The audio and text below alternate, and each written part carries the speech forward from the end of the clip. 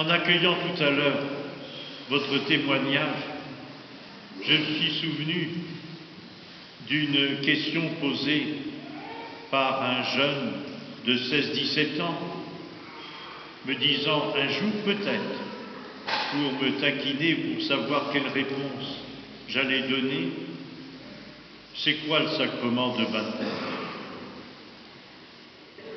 Répondre à brûle-pourpoint, ce n'est pas évident. C'est quoi le sacrement de baptême?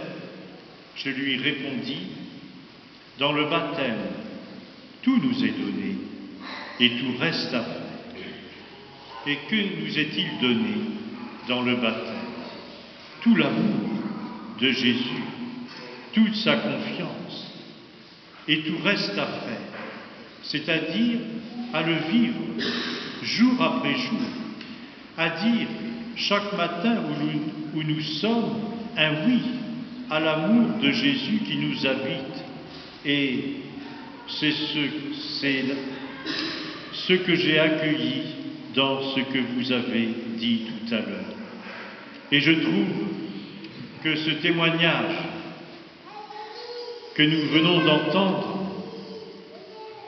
nous invite, avec cette nouvelle année liturgique, à un nouveau chemin spirituel, à une nouvelle espérance. Ce ne sont pas que des mots, mais des réalités, justement à vivre au quotidien. Baptême, c'est rencontrer un jour sur sa route le Christ Jésus. Venez, montons à la montagne du Seigneur, à la maison de Jacob, avons-nous entendu en première lecture. Qu'est-ce que ça veut dire? Et pour y faire quoi? Tout simplement se laisser enseigner par le Seigneur, se laisser éclairer par lui dans le choix des sentiers à emprunter. Et quel est le contenu de l'enseignement du Seigneur? Vous allez me dire, c'est d'aimer Dieu et de nous aimer les uns les autres. Qu'avons-nous entendu dans cette première lecture? Transformer les épées en socles de charrue.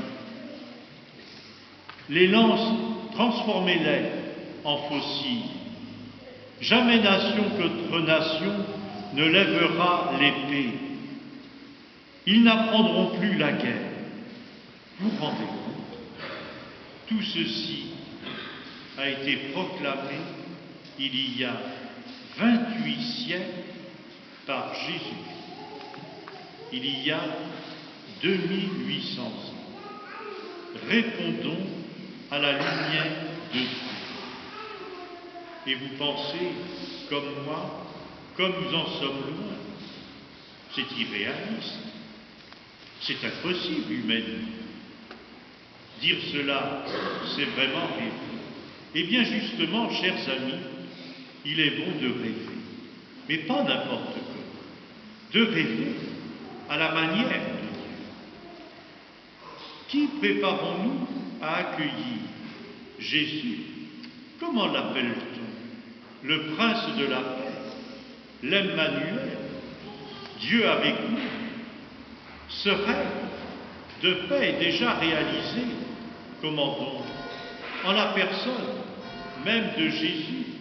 Rappelez-vous, l'apôtre Paul, dans cette magnifique lettre aux chrétiens d'Éphèse, leur écrivant, en la personne de Jésus est supprimé le mur de la haine. En lui, il a tué la haine du peuple juif et des peuples païens. Il veut faire une même famille, un même peuple. Il est venu annoncer la bonne nouvelle, la nouvelle de la paix. Mais alors, quand on écoute les actualités, que l'on voit ce qui se passe dans le monde, nous nous disons, comment cela peut-il exister? Plus que jamais, notre monde est divisé. Pas un seul jour sans guerre. Est-il vrai que Jésus, en sa personne, a fait tomber le mur de la haine? Eh bien oui, frères et sœurs, il nous montre le chemin, mais il ne fera pas à notre place ce que nous avons nous-mêmes à faire. Il respecte notre liberté, notre responsabilité. Justement, le baptême nous est donné pour nous laisser, jour après jour, façonner, modeler par l'amour de Dieu. En quelque sorte, avec ce temps de l'Avent, nous sommes tous invités à raviver en nous ce désir de faire ce que Dieu veut faire, un monde de paix, un monde où il n'y ait plus ni larmes, ni peur, ni souffrance.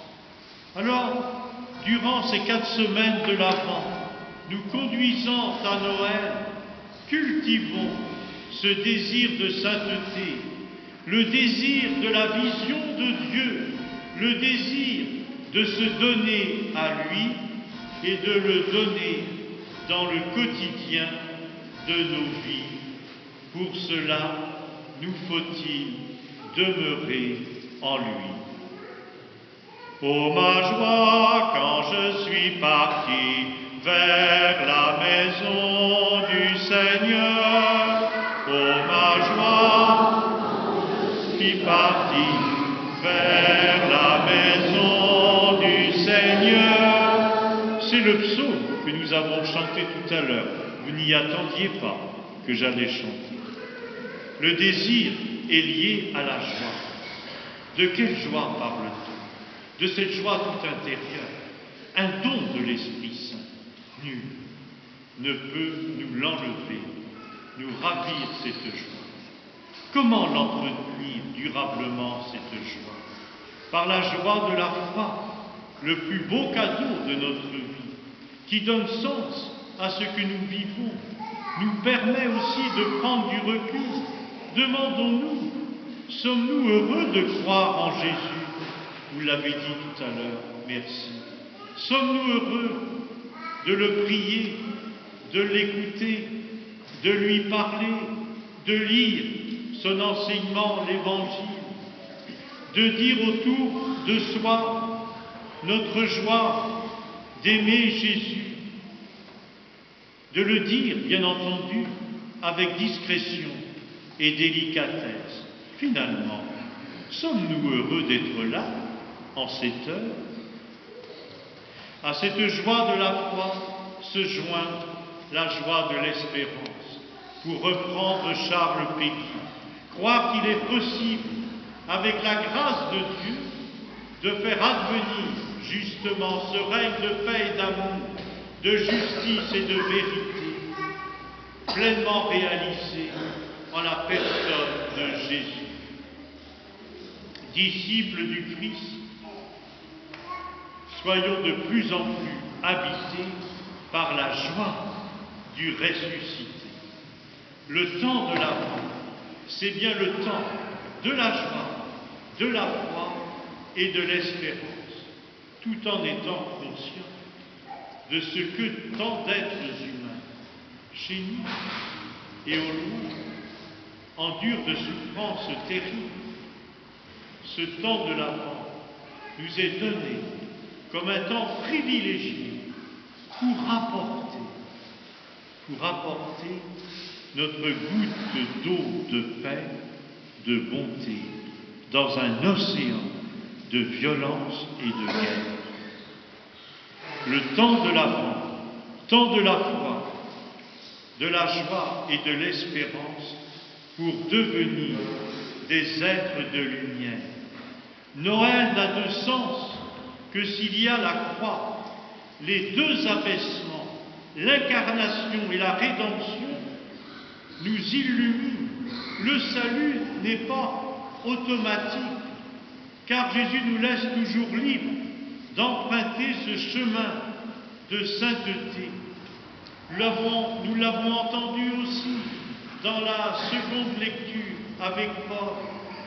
Revêtons-nous des œuvres de lumière. Revêtir le vêtement du Christ Jésus, c'est ce que font tous les nouveaux baptisés le jour de leur baptême. Vous vous rappelez, mais même les tout petits également, la marraine vient déposer sur l'épaule de son filleul ou de sa filleule ce vêtement blanc. C'est beau. Vivons ce temps de l'Avent comme un temps de purification. Seigneur, unifie mon cœur pour être un cœur pacifié et pacifiant. Et contemplons le Seigneur pour que se taise en nous opposition, fragilité illimitée. Et pour tout cela, travaillons durant ces 4 semaines de l'Avent l'attitude spirituelle qui est en nous, veiller. Et l'Évangile nous y associe en ajoutant prier. Veiller et prier. Toutes et tous, nous sommes concernés par notre vocation baptismale et voilà pourquoi, au début de chaque dimanche de l'Avent, il y aura un témoignage. Aujourd'hui, le témoignage de jeunes baptisés. Dimanche prochain, ce sera le témoignage, je ne sais plus si c'est de la vie religieuse, la vie consacrée, peut-être le 3e dimanche. Il y aura un témoignage aussi de la vocation au mariage. C'est beau, toutes ces vocations qui rendent belle l'Église de Jésus-Christ. Surtout, frères et sœurs, chers amis, n'ayons pas peur d'habiter la terre, car c'est là où nous sommes que nous avons à dire au Seigneur, tu sais bien, Seigneur, que je t'aime. Le baptême, une affaire d'amour, et toute vocation baptismale est une affaire d'amour.